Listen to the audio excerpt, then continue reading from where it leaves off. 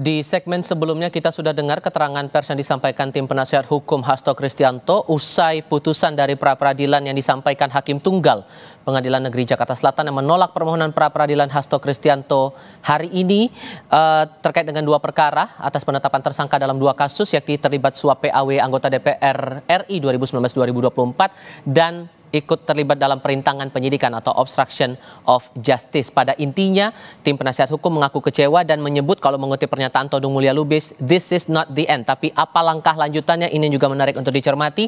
Kami masih akan melanjutkan diskusi. Tadi sudah bergabung pakar hukum pidana Abdul Fikar Hajar dan kita juga sudah bergabung dengan mantan komisioner Komisi Pemberantasan Korupsi Saud Sitomorang. Pak Fikar masih bersama kami ya?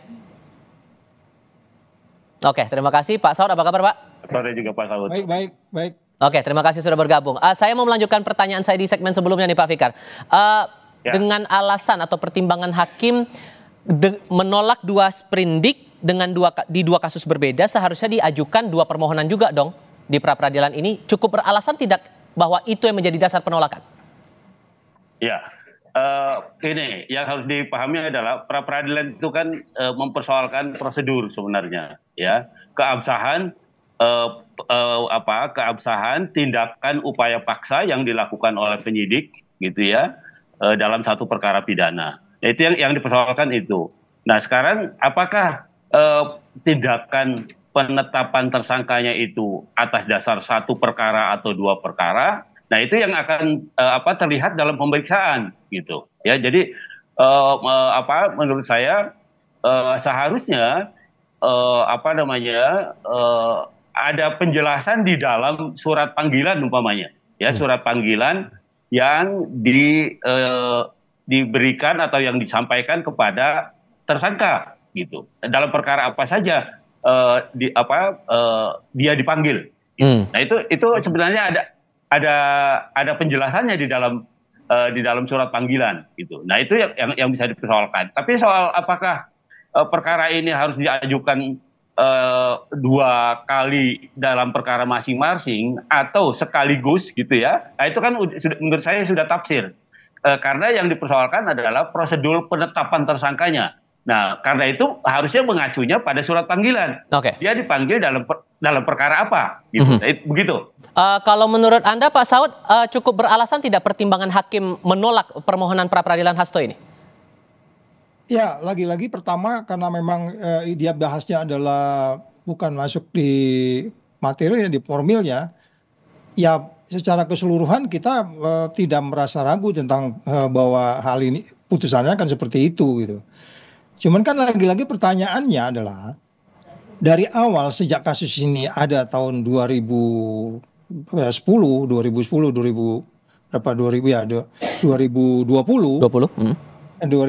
kita kan nggak ragu bahwa dengan kata lain keyakinan kita kan kasus ini sebenarnya keyakinan saya kalau kasus ini benar Hasto sudah di luar penjara sebenarnya gitu. Iya kan? Nggak seperti yang sekarang kita alami ini. Artinya kenapa ini menjadi seperti sekarang berlarut-larut dan itu memastikan kepada kita juga dari satu kasus ke kasus lain menjadi dua kasus itu kan menunjukkan bahwa ada sebuah proses yang tidak firm di dalam menjalankan case ini. Ya, kalaupun itu dilakukan menjadi dua jenis yang terpisah dengan pasal yang terpisah dengan kasus yang sama, pada bagian lain sebenarnya ada yang lebih prioritas dari case ini dalam kalian ini di mana Harun Masiku supaya itu memperjelas sehingga kita bisa menilai bahwa apa yang terjadi sekarang itu bagian daripada politisasi yang kita maksudkan itu. Jadi saya lebih tertarik membahas itu daripada kalau ada nggak peristiwa pidananya. Kalau saya keyakinannya peristiwa pidananya ada, Pultoid itu sudah nggak ada keraguan di situ. Meskipun kemudian dari pihak Hasto bilang bahwa keterkaitan OOJ dengan dugaan terlibat suap itu tidak saling terkait. Ya, itu kan bisa diperdebatkan juga. Siapa juga yang mau mengaku dirinya melakukan penghalang-halangan. Saya pun kalau melakukan sesuatu, seperti barang-barang bukti saya hilang-hilangin bila perlu kan. Ya enggak? Jadi itu dan oleh sebab itu nggak usah juga masuk ke pasal penghalang-halangan penyidikan, pakai aja pasal penyuapan, itu sudah cukup kalau memang kita mau bicara keadilannya gitu. Jadi kenapa mesti masuk kedua kasus ini, kasusnya sama gitu kan. Jadi sekali lagi apa yang disebut sebagai kemudian kalau memang dia melakukan penyuapan dan keyakinan kita peristiwa Voltoid sudah terjadi di situ, ya masuk saja di kasus itu. Kenapa tidak yakin masuk di situ kemudian mengkaitkan dengan yang lain? Kalau memang tujuannya adalah untuk mencari keadilannya, kan gitu. Sejauh mana kemudian Anda menilai dari proses awal sidang pra-peradilan sampai akhirnya keluar putusan ini terkait dengan bukti-bukti yang ditunjukkan oleh pihak Hasto untuk dalam proses pra-peradilan ini melawan putusan penutupan tersangka dari KPK ini, Pak Saud? Ya, sejumlah bukti yang disampaikan itu kan menunjukkan bahwa masing-masing sisi dalam hal ini kedua belah pihak yang dalam hal ini KPK dan dari Hasto sendiri sudah menunjukkan argumentasi-argumentasi, nalar dan logika yang sama-sama memiliki dalam perspektif formil, ya itu bisa saja terjadi gitu. Tapi dari perspektif material, sebenarnya nggak ada keraguan dari awal itu, sejak peristiwa itu terjadi. Jadi saya makanya dalam beberapa kesempatan saya menangkap nuansa dari Hasto, apa yang dia sebut sebagai dia siap menerima ini, tapi bukan dengan cara yang seperti ini. Itu yang saya lihat garisnya besarnya. Oke, Pak Fikar juga punya pandangan yang sama? Iya, sepanjang kan gini, karena yang dipersoalkan itu adalah prosedur, maka sebenarnya sepenuhnya kewenangan menentukan apakah ada dua alat bukti yang cukup untuk menetapkan tersangka, mestinya objek pemeriksaannya itu begitu cukup ada dua alat bukti, sebenarnya tidak ada alasan untuk mementahkan putusan penetapan tersangkanya itu, seperti itu, Mas. Oke. Maka kemudian terakhir singkat saja, ada kemungkinan tidak kalau kemudian dari pihak Hasto bilang this is not the end, ada kemungkinan tidak bahwa pra-peradilan ini bisa diajukan ulang, Pak Fikar? Gini, pra-peradilan itu bisa jalan sebelum perkara pokoknya diperiksa, gitu. Jadi sepanjang perkara pokoknya belum diperiksa di pengadilan, sepanjang KPK belum mengalihkan perkaranya ke pengadilan, ya, menyerahkan perkaranya ke pengadilan dan belum ada sidang pertama, itu masih bisa pra-peradilan. Tetapi begitu ada sidang pertama, dengan sendirinya itu gugur pra-peradilannya tanpa harus ada putusan. Begitu. Oke, kita akan jeda sebentar. Pastikan Anda tetap bersama kami hanya di Kompas TV. Saudara, dalam putusan pra-peradilan yang baru dibacakan sore ini, Hakim Tunggal Juyamto menolak permohonan gugatan Sekjen PDI Perjuangan Hasto Kristianto atas penetapan sebagai tersangka oleh Komisi Pemberantasan Korupsi. Hakim berpendapat bahwa permohonan pra-peradilan dari pemohon adalah dinyatakan tidak dapat diterima.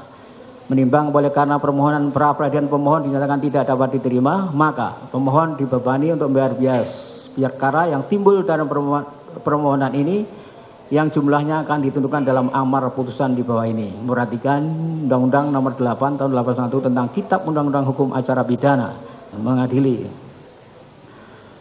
Mengabulkan eksepsi dari termohon. 2, menyatakan permohonan pra-peradilan pemohon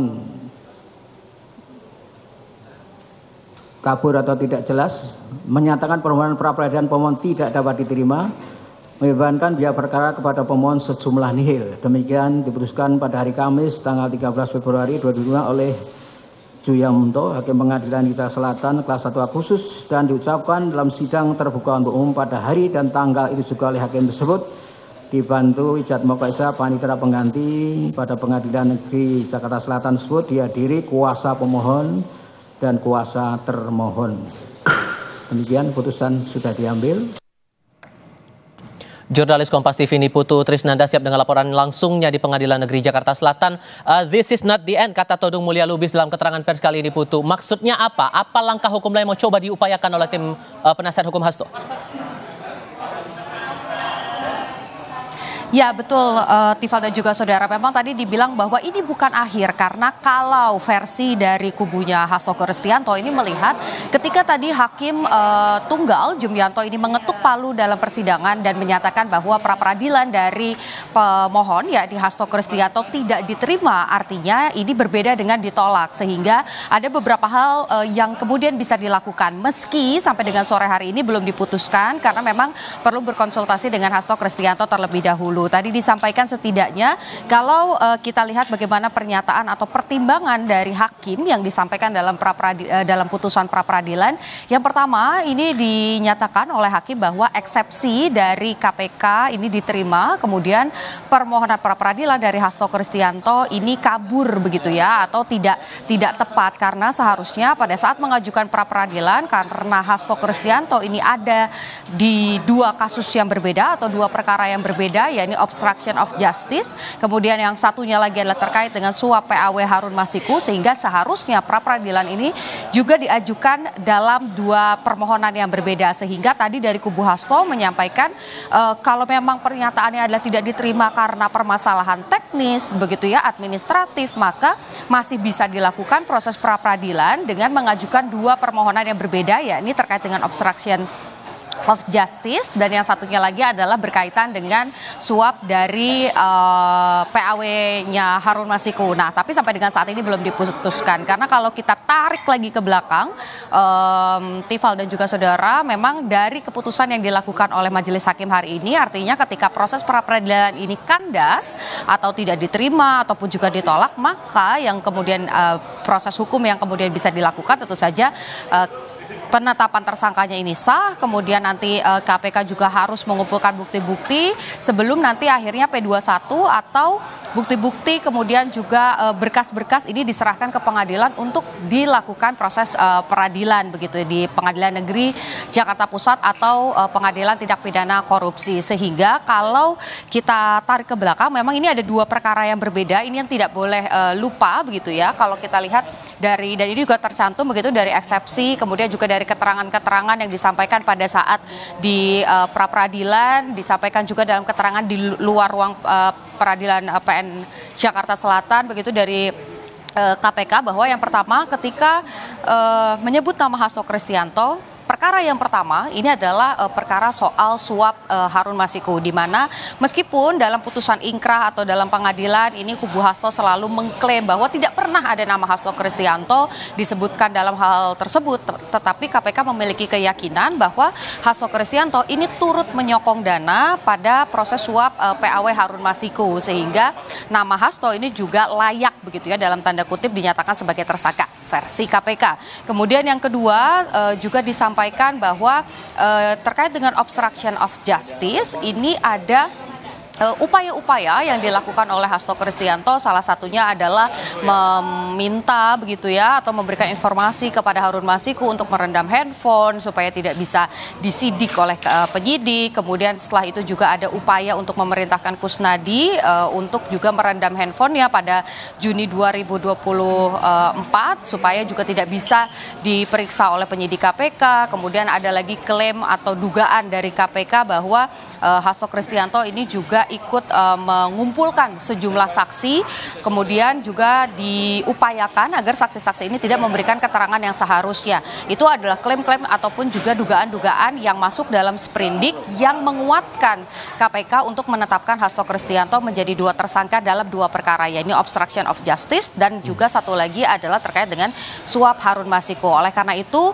kita masih menanti ini Tifal dan juga saudara, apakah betul ini this is not the end begitu ya, seperti yang disampaikan oleh tadi kuasa hukum dari Hasto Kristianto. Apakah nanti langkah yang akan dilakukan adalah satu, mengajukan pra-peradilan dengan dua perkara atau dua permohonan yang berbeda, atau justru akan tetap lanjut proses pengadilannya begitu ke PN Tipikor kalau memang KPK sudah menghibahkan berkas-berkasnya kepada Pengadilan Negeri Tinggi Tindak Pidana Korupsi begitu.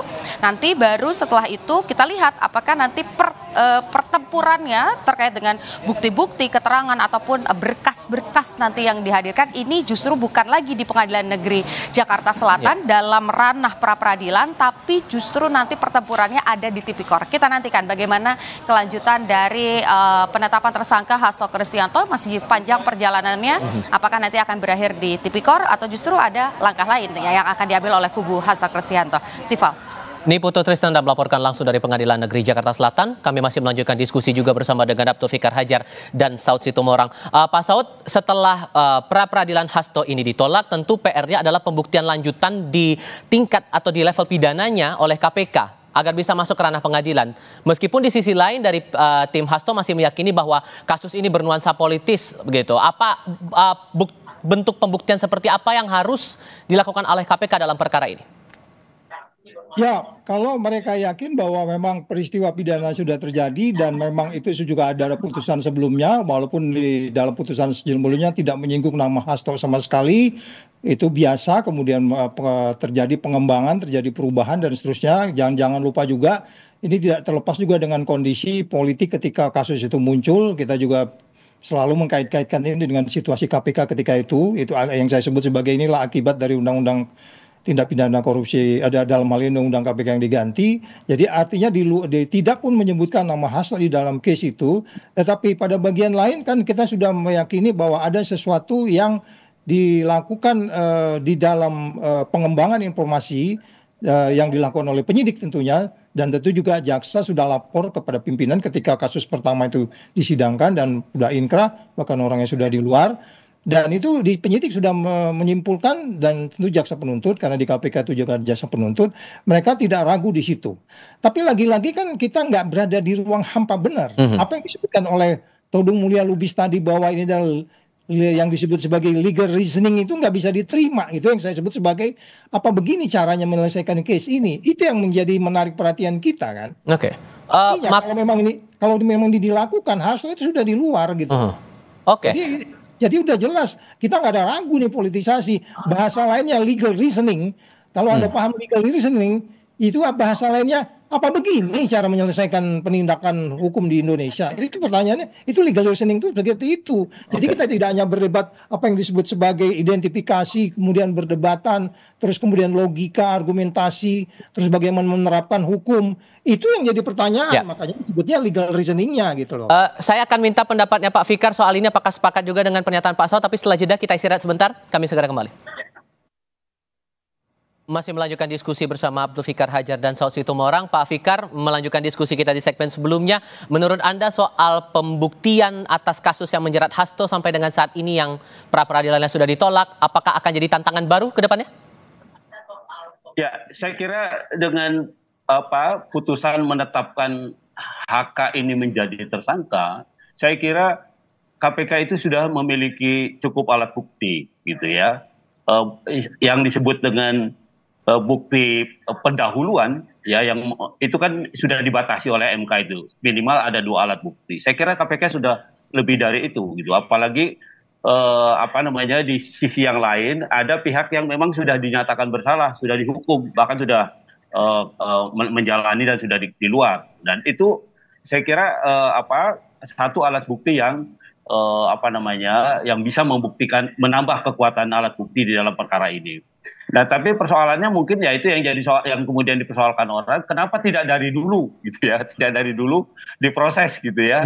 Nah, itu yang saya kira tadi yang dijelaskan oleh Pak Saud sudah cukup cukup jelas dan cukup terang gitu ya, bahwa sebenarnya sejak dulu peristiwanya memang sudah ada gitu, hanya saja, dan alat buktinya juga mungkin sudah dikumpulkan, sudah ada beberapa alat bukti ya. Nah, cuma kemudian ada faktor-faktor lain yang kemudian menyebabkan ya, termasuk situasi politik pada waktu itu yang kemudian menangguhkan proses perkara ini menjadi secepatnya. Nah, sekarang ketika ditetapkan, itu artinya asumsinya KPK itu sudah memegang alat bukti, mempunyai lebih dari 2 alat bukti yang dia punyai. Begitu, Mas.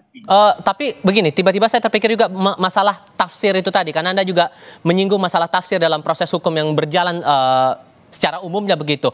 Menafsirkan bahasa dari hakim tunggal atas putusan ini yang menyebut tidak dapat diterima permohonan pra-peradilan itu, apakah bisa ditafsirkan sama dengan ditolak atau sebetulnya beda lagi? Gimana cara kita bisa memahami diksi tidak dapat diterima itu, Pak Fikar? Oke. Dalam proses pra-peradilan itu ada 2 pihak ya. Pihak pemohon dan objek yang dimohonkan. Ya, objeknya itu adalah penetapan pemohon sebagai tersangka. Nah, sekarang ada 2 pilihan bagi hakim untuk menguji perkara ini. Yang pertama, menguji apakah permohonan yang diajukan itu sudah memenuhi persyaratan secara hukum.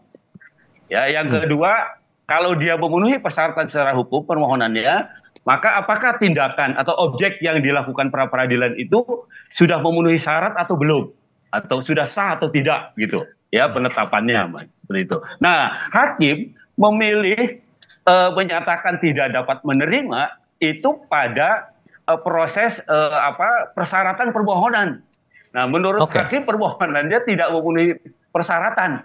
Nah, karena itu tadi mencampur dua perkara dalam satu permohonan, umpamanya alasannya seperti itu. Ya itu artinya belum menyentuh pada objek permohonannya, belum menyentuh pada objek pra peradilannya. Nah, karena itu putusannya harus menyatakan tidak dapat diterima karena belum masuk pada pengujian apakah penetapannya itu sudah memenuhi dua alat bukti atau tidak gitu. Belum. Jadi baru tahapan awal yang dirasa secara syarat administrasi dalam tanda kutip untuk proses pra peradilannya ini tidak bisa dilanjutkan. Begitu maksudnya?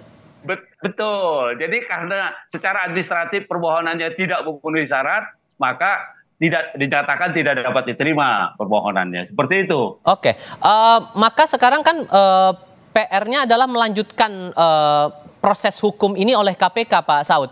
Menurut Anda dengan proses pra peradilan yang tidak dapat diterima permohonan pra peradilan Hasto ini di pengadilan, masih bisakah kemudian KPK untuk memeriksa kembali Hasto dalam dua perkara itu, obstruction of justice dan juga keterlibatan suap? Ya, itu sisi lain lagi, apakah ini mereka menggabungkan atau memisahkan dan seterusnya. Tapi untuk perkara yang sama menjadi unik, untuk perkara yang sama ada dua tuntutan gitu ya. Saya juga baru pertama lihat tuh ada karena biasa orang kalau di dalam penyidikan tentu akan berupaya untuk menghindar, menghilangkan dan lain-lain dan seterusnya. Tetapi untuk kemudian ini dilanjutkan atau tidak, ya mereka lebih paham dan memang buktinya sudah cukup. Dan jangankan dari sekarang, dari tahun 2020 juga itu udah bisa dilanjutkan. Tetapi kan itu nggak jalan-jalan. Jadi pertanyaannya kembali lagi, kalau tadi Todung Mulya Lubis mengatakan legal reasoningnya yang kacau berpikirnya gitu. Cara kita mulai mengidentifikasi kasus ini, bagaimana menerapkannya, dan cara kita berargumentasi, ya sehingga mengambil kesimpulan yang dibuat tadi bahwa kasusnya dipisah. Ya oke, itu mereka silakan aja mengajukan kasusnya secara terpisah ke peradilan kembali.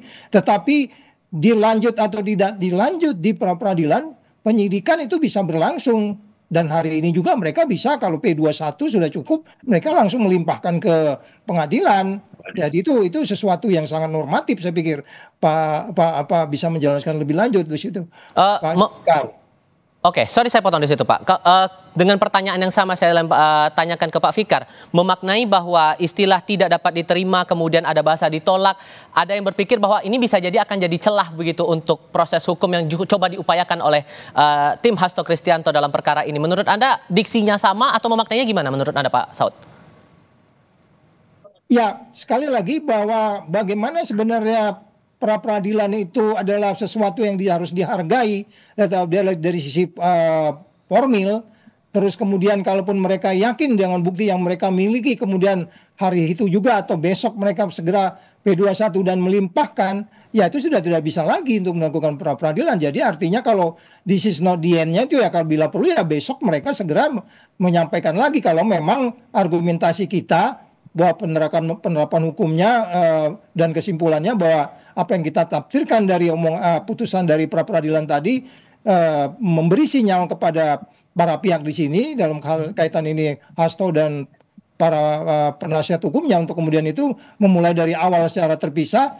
Saya sedang berpikir bisa jadi argumentasi logika kita bahwa sebenarnya ini satu kasus saja sudah bisa dibawa, artinya ngapain mesti dua gitu, artinya ya udah ajukan aja yang satu saja umpamanya dalam hal ini penyuapan.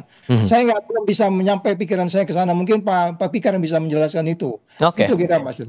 Nanti kita akan coba bahas lagi sebelum kita simak dulu keterangan pers yang sempat disampaikan juga oleh tim penasihat hukum Hasto Kristianto selepas proses sidang putusan pra peradilan di Pengadilan Negeri Jakarta Selatan. Kita simak dulu.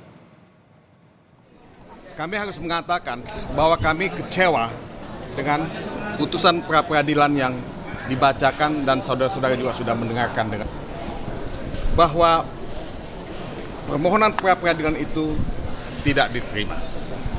Tetapi kami sangat menyayangkan bahwa kami tidak menemukan pertimbangan hukum atau legal reasoning yang meyakinkan untuk bisa memahami kenapa pra-peradilan itu ditolak. Buat saya, ini adalah satu apa yang disebut miscarriage of justice. Tahu saudara miscarriage of justice ya? Itu miscarriage itu kan keguguran. Jadi keadilan yang digugurkan atau peradilan sesat. Salah satu hal yang menjadi alasan tim penasihat hukum ini mengajukan pra-peradilan, Pak Saud, adalah untuk menguji langkah KPK yang disebut abuse of power. Anda menangkap bahwa proses hukum ini berlebihan dalam tanda kutip yang dilakukan KPK terhadap Hasto, Pak Saud? Ya kan salah satu kenapa undang-undang KPK diganti itu kan katanya KPK abuse of power, itu biasa istilah begitu. Tempatnya berdebat abuse of power itu tentulah di pengadilan, di pra-peradilan. Ya kan bisa beberapa kali pra-peradilan juga KPK kalah, kemudian kita lanjutkan lagi. Artinya lepas dari case hari ini Hasto ditolak atau diterima, KPK sudah memiliki posisi yang firm di situ. Dalam arti yang kita sebut sebagai conviction rate gitu. Cuman sekali lagi kan berulang-ulang kita berdiskusi. Kasus ini menjadi sebuah yang menarik perhatian kita semua. Kasus yang simpel dibuat ruwet ya. Sehingga kemudian legal reasoning yang dimaksudkan oleh Todung Mulya Lubis tadi itu cara kita mengidentifikasi persoalan ini terlalu linier gitu. Iya kan? Terus sehingga penerapan hukumnya seperti ini. Dan argumentasi-argumentasi yang disampaikan kalau kita lihat persidangan di awal, pra-peradilan itu baik dilakukan oleh KPK, dan dilakukan oleh para lawyer dan seterusnya. Ya sama-sama memang mempunyai argumentasi yang dapat kita terima secara logik dan nalar kita. Tetapi makanya saya lebih cenderung melihat ini, sebagaimana yang disebutkan oleh Hasto sendiri, dia memahami bahwa dia siap hadapi ini.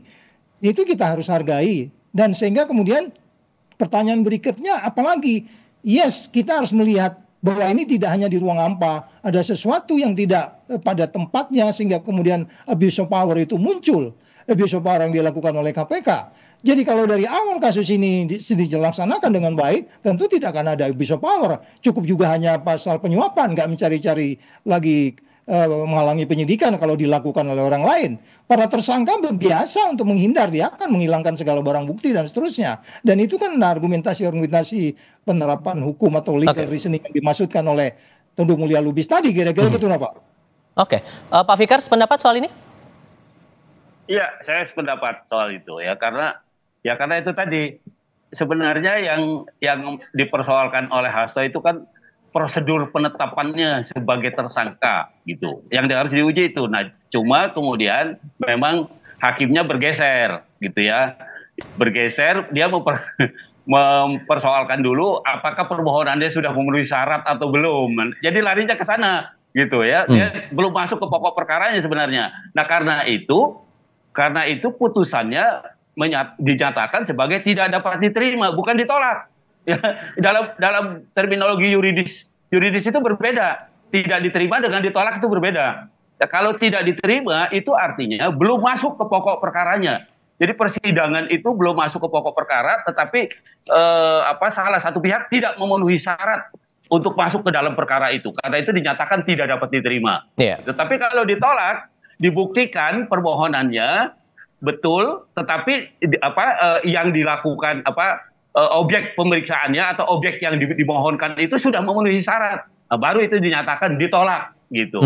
Nah, KPK sudah memberikan kesempatan memanggil dengan cermat, kemudian sudah menyiapkan lebih dari 2 alat bukti dan sebagainya. Nah, itu baru ditolak bunyinya. Tapi ini tidak dapat diterima. Nah, karena itu tadi permohonannya tidak memenuhi syarat. Begitu. Sudah kami tangkap poinnya di situ, tapi sayang sekali juga harusnya kami bisa mengundang tim penasihat hukum Hasto untuk bisa berbicara soal ini, namun tidak bisa bergabung dalam diskusi kita. Pak Fikar, Pak Saud, terima kasih banyak sudah mau berbagi pandangan bersama kami kali ini. Selamat sore semuanya.